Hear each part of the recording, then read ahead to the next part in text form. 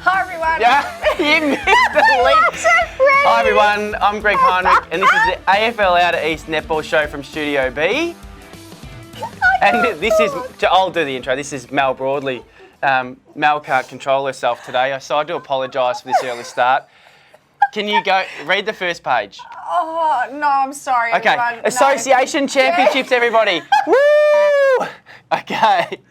We are starting again, surely. No, we can run with this, guys. Oh my This is live goodness. TV. Oh, guys, Let's- you have no idea what Nick behind the camera just did to me.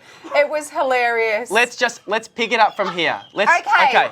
Hi Composure. everyone, we're in Studio B. Yeah, I've already done the intros. Top stories. Association champs. Yeah. Let's hear about it. I've been holding this up for the last 3 minutes, so we want everybody to see this because yesterday the Outer East made some history. Yes. Netball Victoria went into their 20th year of association champs. We entered our first teams into the junior divisions this year, and guess what? You won. We won the 15s. I'm going to put this down next, otherwise I'll drop it.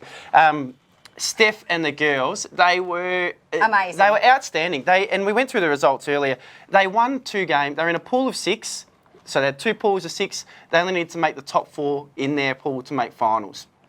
So they would top 4, and then they'd swing them around, and then 1v4 and so forth down the ranks. So they won 2 games in their pool round.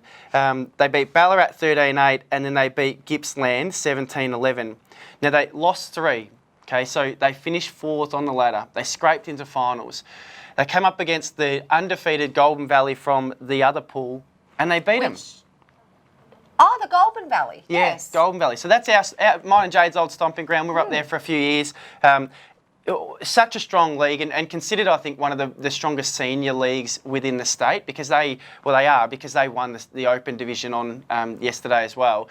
But we beat the Golden Valley 14-11, and that game was such a tough one to watch because both teams were trying to lose it. There was turnover, and then at the right time, we stood tall. We got a couple of goals, and they were eventually they eventually won the game. So they finished top in their pool. They then played Hampton, who finished 3rd on the ladder in their pool, and they beat them 2017, which out of the whole day, it was such a high-scoring game. It was almost a battle of the goal attacks in that game. Michaela, she shot phenomenally throughout the day, but in the final, her and Annie in the circle, they just stood up and they shot bombs all game. So that got us through to the grand final where we played against Parkville, and the feedback about Parkville during the rounds was that they were quite a physical young group of girls. So we knew that, but we just played our own game. We played our own game, and we ended up winning 17-12. That's a good win. Yeah, which is a great win for a grand final. They were 2 9-minute halves, so they're not long games, and it is a battle of turnovers. Who can get a turnover, who can convert? And we were just really, really good at converting. Now, I understand, and I have seen, and I have congratulated on social media, Michaela Phillips. Yeah, she was the one. She was a star, and they were all stars. But at the time where it counted, you can't win games unless you shoot goals. And she stood up and she shot goals. Now, she did that for you in the actual association champs, like in the prelim rounds. Yeah, didn't she? Yeah, and I know we spoke about that. She'd been out for 6 weeks, and her first game back was the preliminary tournament, where she came back and played the whole day and was pretty sore at the end of the day, but then stood up again yesterday and just took charge. Showed her experience and deservingly won best on court in the grand final. Yeah, that's fantastic. Yeah. She's a ripper kid, Mickey. She really is a good young lady. Yeah. So congratulations, Michaela, from all of us at AFL Outer East. Yeah, such an awesome effort. Yeah. And I think the flow on from this it's going to be massive for the league because it is a brand new league, and we're going to talk about the juniors a little bit later as well. But from a junior perspective, to go into the first year where associations have been entering this tournament this is their 20th year for some, and they've never even got through the first round. So for us to be able to, for the girls, to be able to play the way they did in the preliminary rounds, off the back of, I think, 3 training sessions, to then come into the finals day and play their best netball when it counted, it says so much for where our league is heading, and hopefully, again, there are lots of people out there, clubs from Yarra, clubs from the southeast, saying, you know what, if this is what we can do in 1 year, imagine what we can do in 5 years. You know, we can be completely unstoppable for anybody that we come up against. Absolutely. And a special mention to the young girls down at Casey, who in the 13 and under section came runners-up against, well, I used to call it Lavina. Well, they called the Valley. Lilydale and Yarra Valley Netball Association. Yeah, which great effort for the Casey girls. Yeah, really good effort. They won last year. Yeah, they did, under Mishi Machado. So, so that was another awesome effort. Yeah. Can we go to the Open as well? I don't want to miss the Open because they played yesterday. And we know that we submitted them as an under-23 team. Actually, I've got that on this page here. They were so unlucky for their results. They end up winning one game for the day. Yeah, but lots of close games, you said. Yeah, so many close games. Their top four in the pool, they only had one pool of 9 teams, so they had to make the top 4. Their top 4, only the fourth position only won 4 games. Now, we had 5 games that were won or lost by less than 3 goals, or 3 goals or less. So if we turned 3 of those around into wins, we were right up there. And it was a day where it was foggy, it was wet early on. We could have won the first game that we played against Goulburn Valley, who eventually went out as winning the tournament. But again, I think that particular game, it was wet and foggy, and that set the standard for the first few. Well done to everybody involved. Yeah, so for Caitlin and Guy, you guys did a great job yesterday with the girls. And for the 23s that played across the day, you never stopped, even though the wins weren't coming. And I think you definitely did the league proud. We're really proud of what you've done. All right, so moving on, we have no injuries again this week, which is fantastic. Well, none that have been sent in, so that means there's no serious injuries, hopefully. Which is always a good thing. And we have Club Corner. Now, I know that there was an email that came out to the club presidents last week about the point system. For A grade. Yes, which is going to come into effect next year. Yep. Did you want to talk a little bit about that? Yeah, we can talk about that. It was something that we worked on over the summer before the 2019 season, and we introduced it to the clubs at the beginning, and as a general consensus, the clubs wanted to be able to go back and digest it a little bit more and maybe review it throughout this season. So we've done that. We've made some changes to the policy. The idea of this point system is that we have every A grade and B grade player allocated a point. And every A grade team is given a certain amount of points each week that they must field within that round. And that's from a number of 10 players. So if clubs are thinking that they've only got 8 players, so they only need to meet the point system with their 8 players, they're incorrect. They will be allocated. The players that aren't on the sheet, so the spaces that are available, they will be allocated points as well. Okay, so it means that clubs can't go out and recruit 8 VNL players and leave 2 spots free and fall within the point system. They must fall within the point system with a list of 10 players. Okay. So we've got a meeting scheduled in a couple of weeks to go through the policy again. Yes. We're going to run some trial rounds this year. We're going to get some feedback on the amount of points that should be allocated to an A grade team, because what we have based it on currently is feedback from another league, right? And we feel like it's pretty consistent. But at the end of the day, we need to trial it and see exactly where we stand with the point system and the way that it works out. Fantastic. We'll bring you more news on that after the meeting. Yeah. Well, I will. Yeah, I'm sure you will. Yeah. Mel will give me lots of feedback on it. But that's all you want. Okay, let's look at Premier Division from this week. The match of the round was Beaconsfield versus Woori. This was always going to be a great hit out. And looking at the scoreboard, 38-33, the best for Beaky were Danielle Cameron, Zoe Mason and Ash Gill. Those 3 girls got a lot of experience. 1, 2, 3, isn't it? They got a lot of experience in themselves, and within that team as well. Interestingly enough, though, Beaky didn't have Bianca Sanzaro play again, so she's their tall bookend in the goals. That may be why that scoreline is that little bit tighter. Yeah. But Woori still had Ash Newham in their mid-court, which that would have strengthened them considerably on the weekend. Beaky again just showing that they've got the experience. That's it. So the other results from the Premier Division, Wanda got defeated by Linda by 31 goals. Yep. And Cranbourne really took it home against Upwey Tacoma 73-32. Yeah, and if we revisit the round 9 with you guys, it was before the season started, and Narry beat you guys by 13. It was 51-38. So that's why that result isn't up on the board. So the ladder, obviously still out in front, are Alinda Ferny Creek on 36 points, followed by Beaky on 32. Rounding out are Cranbourne and Warrie on 24 and Narry on 20. 20, yeah. So the upcoming games of Premier Division going into round 10. So now what have we got? Round 9, 10 and 11. Yeah, yep. 9, 10 and 11. I think that's how it goes. No, yeah. Or 8, 9, 10. No, I think it's 9, 10 and 11. We see Narry play Alinda, Upwey Tacoma take on Hillsville, Beaky versus Cranbourne, and Berwick take on Wandon at home, with Warrie having the bye. Now, you guys will be looking forward to that round at home because you had a win away. Yes, in perfect conditions at Wandon. In great conditions. And at Berwick, we know that there are times where it can get cold and wet. It will, and I'm sure it'll be probably foggy. Yep.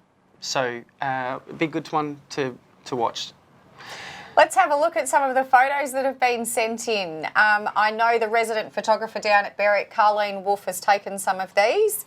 So this one's quite funny. Not quite sure what Shah Tiplady's doing here, but their hands are not near the ball. She's nowhere near the ball. But Is she a goaler? No, she's mid-quarter. So she's very close to going offside too. Yeah, I reckon the next photo in that little sequence would have seen her offside, I'm sure of it. Now, this one's a bit like a Saturday disco, a bit of a boogie going on here. I'm not sure what I'm looking at, to be honest, because the ball is on the other side of the Berwick player. Yes, where it should be, in front of it. Yep, looking towards but the that defensive circle. player doesn't look like she's in the right position. No. Now, I'm guessing she's probably overcommitted to an intercept and found herself there, but it doesn't say too much for the photo, does it? No, but it's a best worst. Yeah, it is a best worst. And this one, have a look at Nicole Westmoreland here, goaler for B grade at Berwick. Looks like she's going to give a kiss. Yeah. Her lips are pursed. She's got her pout on. Yeah, she certainly does. That has to be a best worst. Looks like she's given her player a kiss. Yeah, a couple of good photos this week. Just yeah, thank you, Carleen. Yep. Love them. All right, let's look at Division 1. So the results from the weekend, Warburton were defeated by Mount Evelyn 45-33, and we said that one was going to be a close game. Emerald were defeated by Pakenham in a close one, 38-43. Emerald are desperate to get a win, and we spoke about it last week. Yeah, they are getting closer.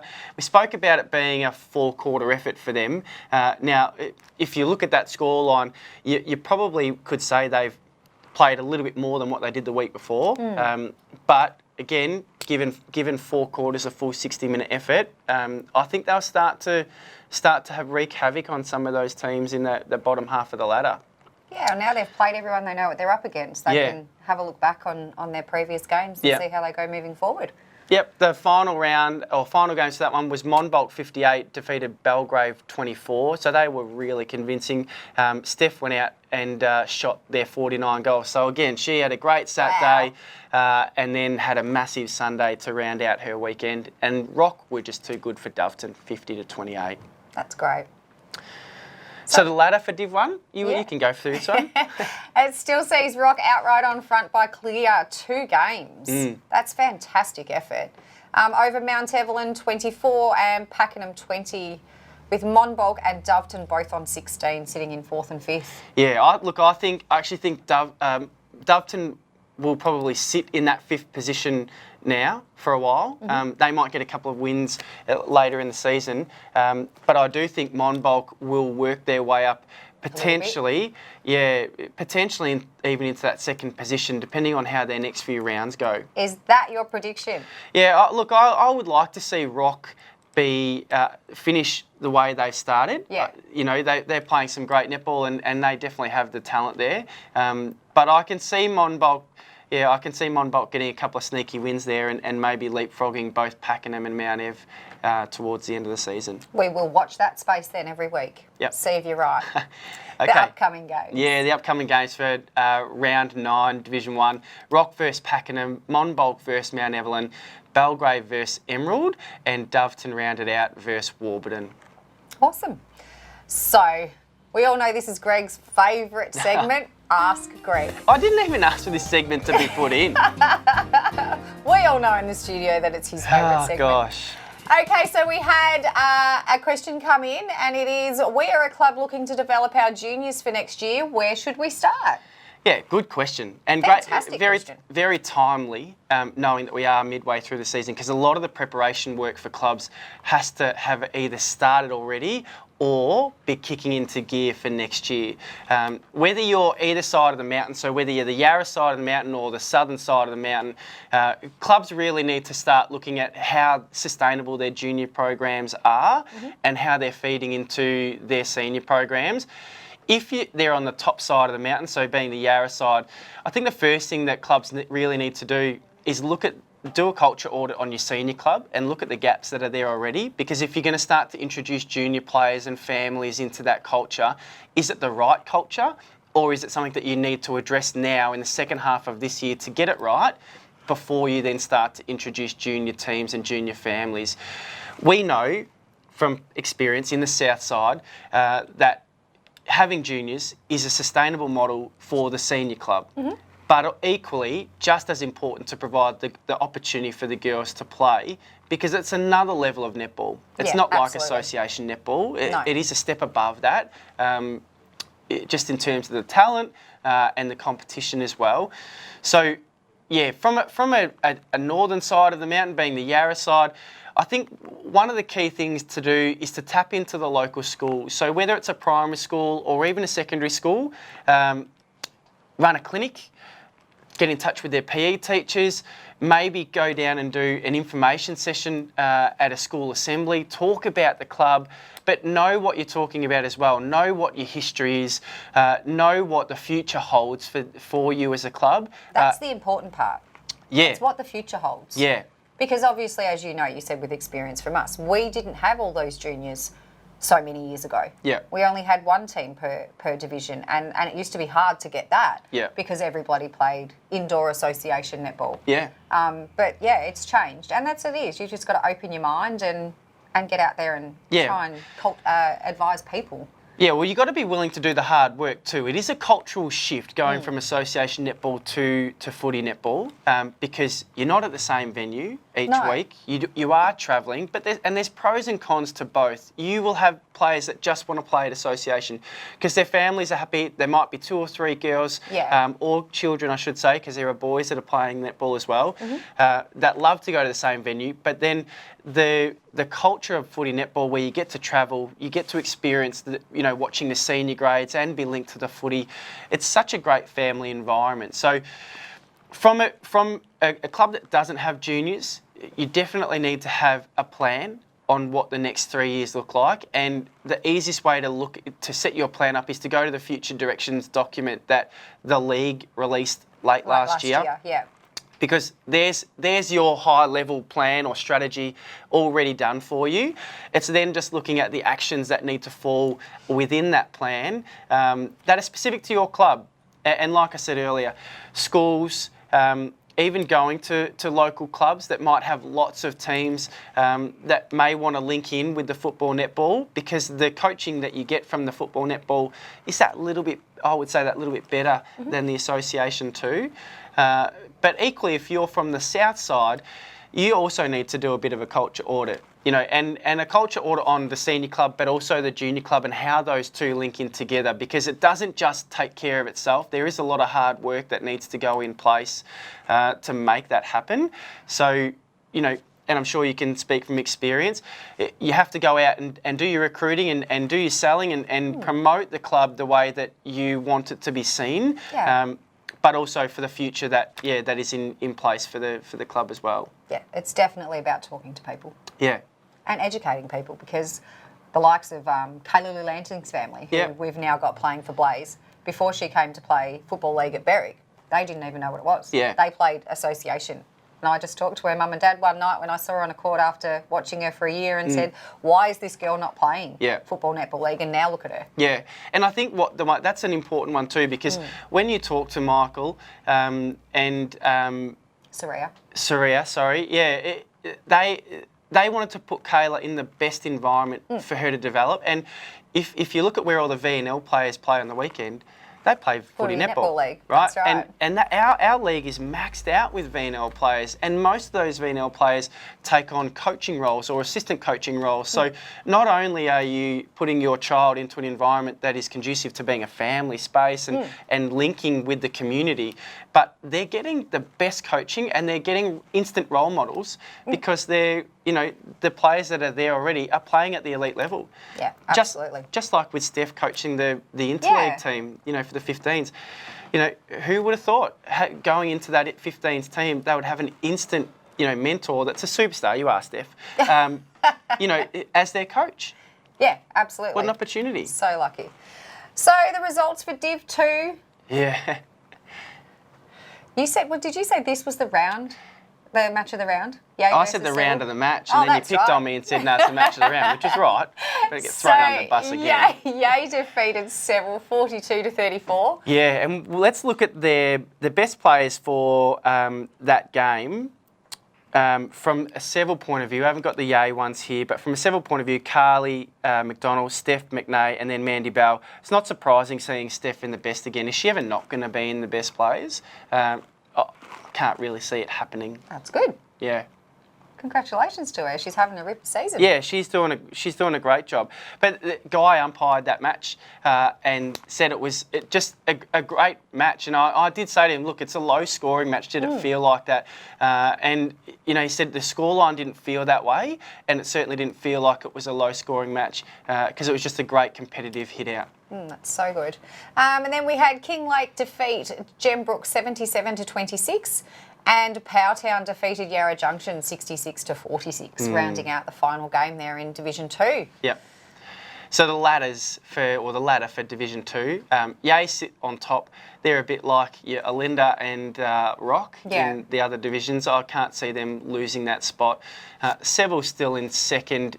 Same points though as Kinglake, so they will. Yeah, I think they'll separate themselves over the second part of the year, but I think the top three won't change at all.